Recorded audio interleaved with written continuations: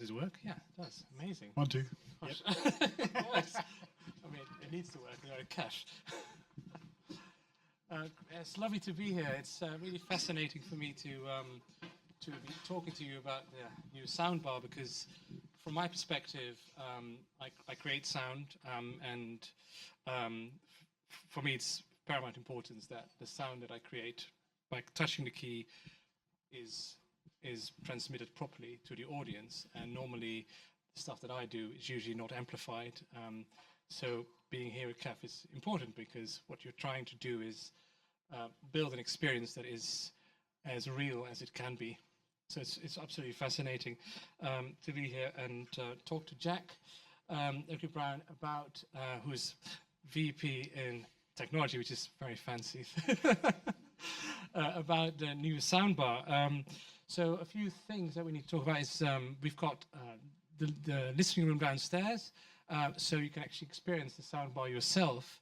And we've got slots of 5-10 minutes after the Q&A for you to go and experience this beautiful new baby of Jack's later on. And you're always welcome to post on Instagram, and please tag kef.eu. And there is videography and photography here as well, so if you don't want to be captured, please let somebody from the team know. So Jack, it's so lovely to talk to you. We've had some lovely chats already about sound and the development of sound. But first of all, when I perform a piece of music, and I've been practicing it for years, and perform it for the first time, it's like something becoming, alive. And for you to see your baby here, how does it feel? And can you tell me a bit about that process? Well, I was speaking to Grace earlier. I find that it's a little bit surreal because we've been working on XIO for a long time, and so have 4 years. Grace is reminding me. I don't know if that's a complaint. It might be a complaint. Yeah, it's been a long time in development, but and so it's, you say my baby, but it's our baby. There's a huge team behind this, and it's been a big effort to make sure that we've developed something that's really worthy of having the name KEF on it, and that was kind of an important part of the challenge for us. Is a KEF product means something, and a soundbar is very challenging in terms of how do you make a soundbar that actually can deliver something that's going to produce sound that really connects with people. So yeah, it took a long time, and so seeing it actually in the wild and being able to talk to people about things that have been under wraps is surreal, but very nice. Where did the idea come from to create a soundbar? Yeah, I mean, I think those of you who know KEF's history, we've got a huge legacy of making products that reproduce wonderful sound experiences for people to enjoy in their homes. But the idea for a lot of people of having a pair of speakers in, say, their lounge, their living room, it is something that's becoming less common and less accessible. Whereas I think there are more people than ever who really appreciate music, and you can kind of see that by the number of people who want to go to experiences like, say, concerts that you might play, or live music experiences like Glastonbury, say something like that. Yeah. So there's an appetite for reproduced sound, there's an appetite for music. But I think we need to recognise that people aren't necessarily going to always want a pair of speakers. And once you kind of make that mental leap, the soundbar is the way that most people would think about upgrading how they listen to audio at home. The TV is kind of the centre of your entertainment universe at home. And TV sound is dreadful, right? But TV content is very good, and TV sound can be very good if you have a suitable speaker. So it gives us an opportunity to reach a new audience potentially, or an audience who are waiting in the wings, who would love to own KEF products but just can't accommodate them. That's fascinating. In terms of the process of building something that fascinates me. How do you start? You've got a whole team behind you, and so how does this work? Yeah, well, we are quite good at it now. How we do it. I mean, the speaker, we can quite quickly outline, if you want a particular performance, what we need to put in as ingredients. I think the thing that makes a soundbar particularly challenging is that you're occupying a space which is kind of fixed. Yeah. So people, only have a certain amount of space in the console in front of their TV. We can't block the screen. We can't make it too deep. So a lot of our products, we've got more freedom, in fact, to make it various different shapes and sizes. And a soundbar, you just don't. It is that size. And so the challenge has been, how do we use that size most effectively? What kind of technologies do we need to develop?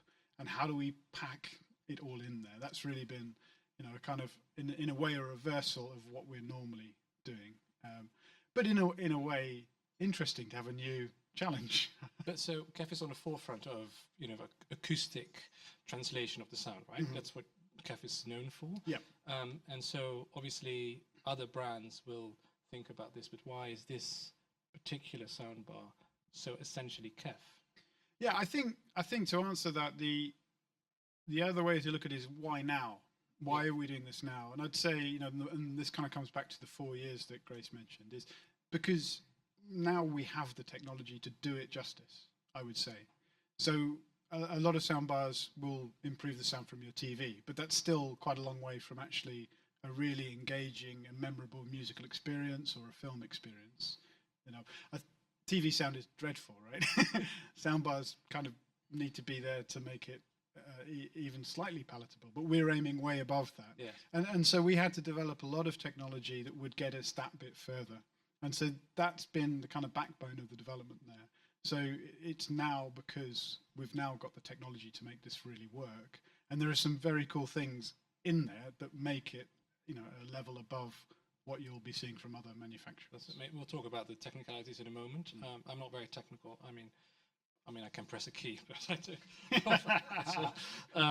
In terms of the bar itself, in terms of usage, film, but also sound only. So is it equally? Yes.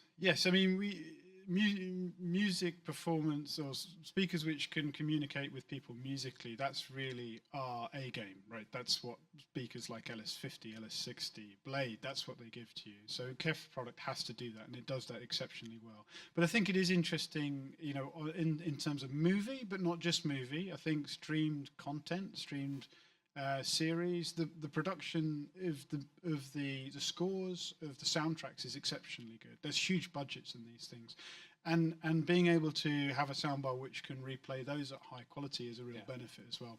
Maybe something which I kind of underestimated when we first did this, but having now had a XIO at home for a little while, it really comes across how much amazing sound content there is available at your fingertips on something like Netflix or whatever it is, Amazon Prime. Yeah. So, and in terms of the other KEF products, this is an all-round product for people that have smaller flats, or can it be used in terms of space? It's quite versatile. I mean, we've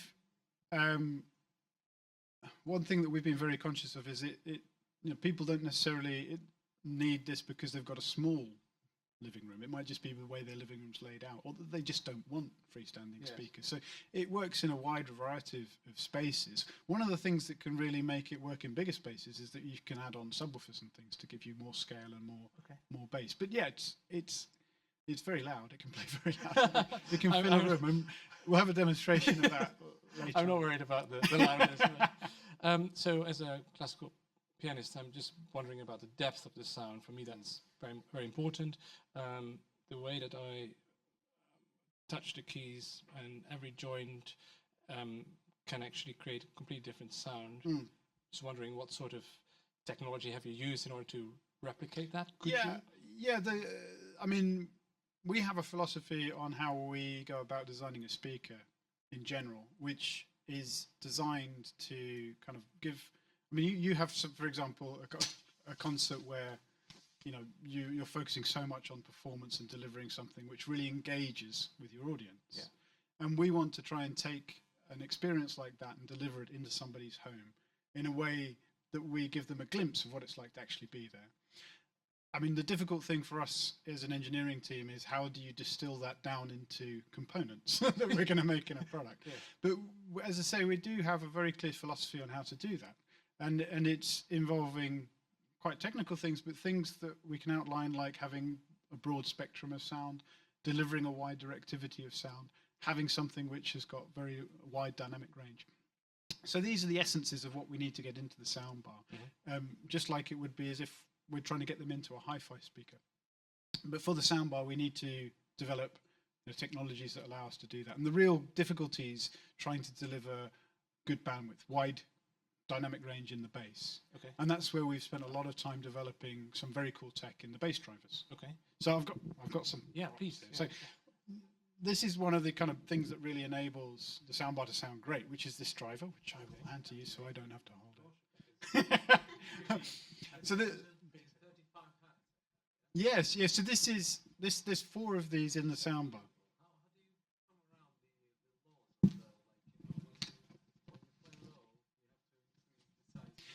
Yes. So there are. Yes. So I mean, this is one of the difficulties you have with the soundbar. First of all, before you get onto that, is actually fitting in drivers. I mean, you have 800 watts there. Yes. So developing the driver which can fit into the form factor is the first thing, and the thing you need is a large amount of radiating area. So this driver is equivalent to 4-inch conventional bass driver, and you have 4 of them. So it's something like an 8-inch driver. So it's similar to a subwoofer. They play all together.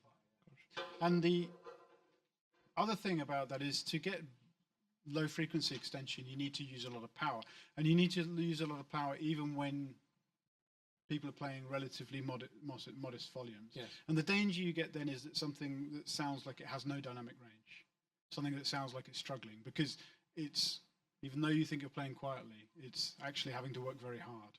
And this is where a key piece of technology we've built in comes, which is what we're calling VCO, which is a way that we can detect the motion of the driver and check the driver motion is matching what it should be doing and correct for it digitally.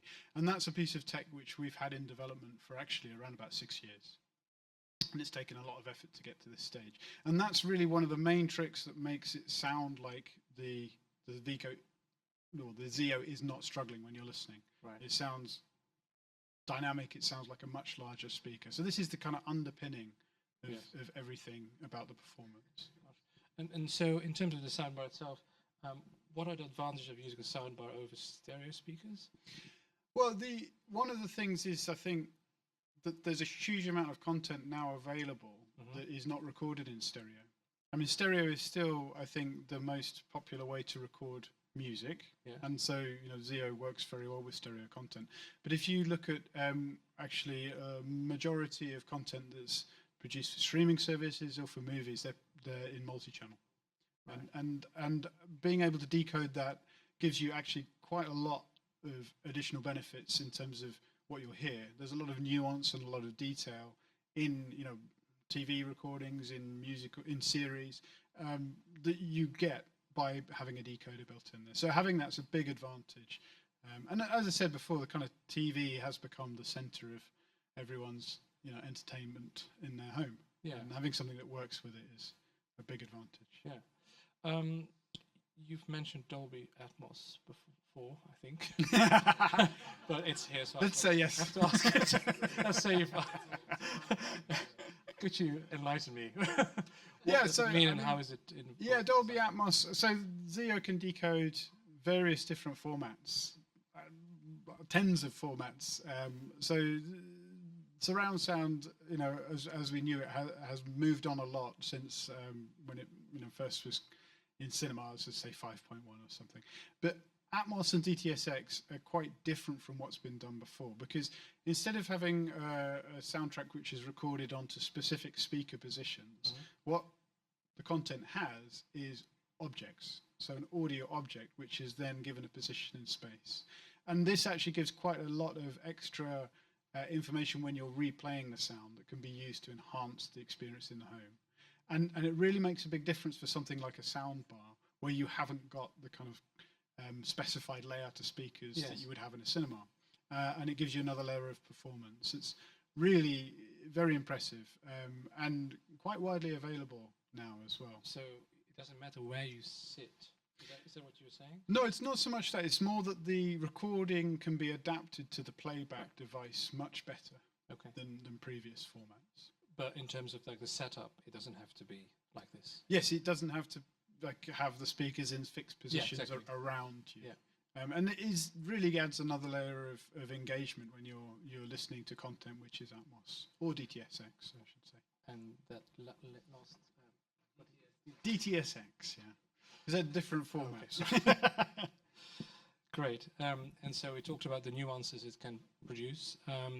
I had a recording this week, and you might be familiar with, like, classical piano recordings. I did recording the first take. I went back to the engineering room, and I was baffled that the sound was just horrible. I didn't know. I was like, how did I play this? Did I actually produce this sound? I can't believe it. And I asked the engineer. He did a jazz recording right before, so the sound, the microphones were a lot closer to the piano, and classical recordings are generally further away. Yep. So the sound takes in a lot more of the space. Sometimes you can hear the keys or breath, or even the pedal and the hammers coming up, and that sort of those nuances, but within the space. Yeah. And those kind of things that I find fascinating, and to make sure that it comes across. It's part of the experience of the performance, I guess, as well. So you want to try and replicate that. I mean, I always laugh at that because there's a particular pianist, Maurizio Pollini, who you know, right? Who always hums. He's dead now. He's dead now. Probably doesn't hum anymore. But I always used to enjoy that, hearing him hum along when he played, and that's what you'd hear if you're at the concert. But in a good audio system, you should be able to experience these little nuances that give it realism. So it's not a clinical reproduced thing. You're hearing detail in there, and Atmos absolutely helps because it gives you more separation between different parts of the recording. Well, for me, obviously, I didn't really grow up with. Yes, I've heard stuff like on TV and stuff, but in fact, the sound is purest when it comes from the instrument straight into our ears, right? Yes. And then you deal with acoustics. You deal with how you feel as a performer, but also as an audience member. How do you perceive the sound? That's where the reality comes in. How actually nuanced is it, and how you feel? Yeah, I think if you boil down what we're trying to capture, it's when you're sitting in a concert hall and you're listening to a live instrument, there's a lot going on there that physically is extremely difficult to completely replicate. Yes.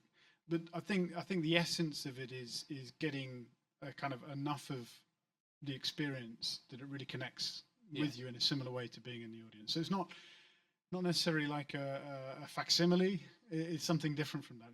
It's like a feeling of the experience. Yes. Well, this is immersive, right? We'll downstairs feel this probably as well in the kind of immersive film and sound. So what is different? Can you explain that one more time about the difference between the sound only experience and how this is related to the screen as well? I think the difference with us, we talked about kind of reproduction of music as one thing where you don't have any visuals. If you add the visuals in, it gives you kind of more sensory clues of what you should be hearing in a sense. So in a sense, it's a little bit more easy. For example, if you take stereo and you guys are familiar with that, trying to kind of get your stereo system set up so you can really experience a good central image. So your vocals, say, are right in the middle.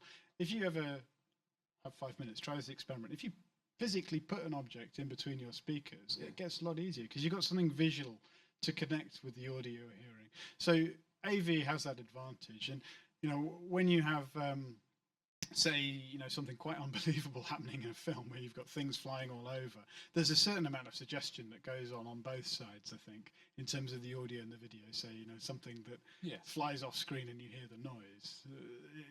Having the two together really helps you be convinced about, that's what's going on. It sounds a lot better if I see myself play than only hear. Amazing. Can we talk a bit about the design of the soundbar? Yeah, absolutely. So design, I think, these days with KEF is really a key factor. I think hopefully you appreciate that with our other beautiful products we've got. And it's key for us. We're designing things from an engineering perspective that sound great, but we're also asking them to sit in people's homes, and they have to look correct for our customers. Soundbar is a particularly interesting one because you're looking at it all the time, right? If you're watching TV, it's right there. So we want something which is going to be beautiful to look at, but also not distracting. Yes. So there's been a lot of attention put into the design to make sure it strikes that balance. So it is elegant. It is not shouty though. It will sit in front of your screen and it will complement your furnishings and not distract you. And it's a separate remote for this. How does it work?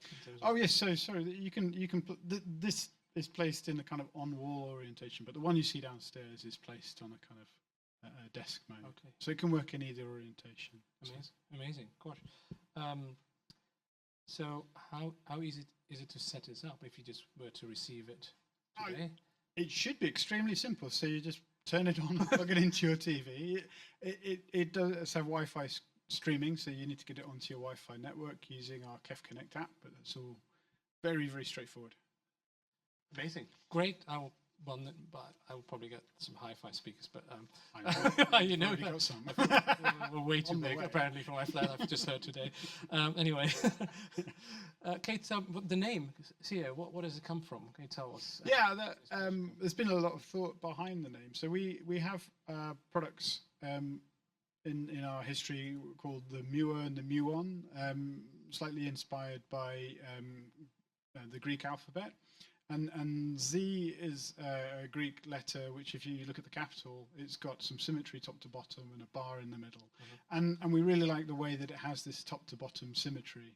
It kind of really nicely visually makes a link to the soundbar. So XIO it is. I think it's got a really nice personality as well. Definitely. Well, it sings in. It sings in easily. Brilliant.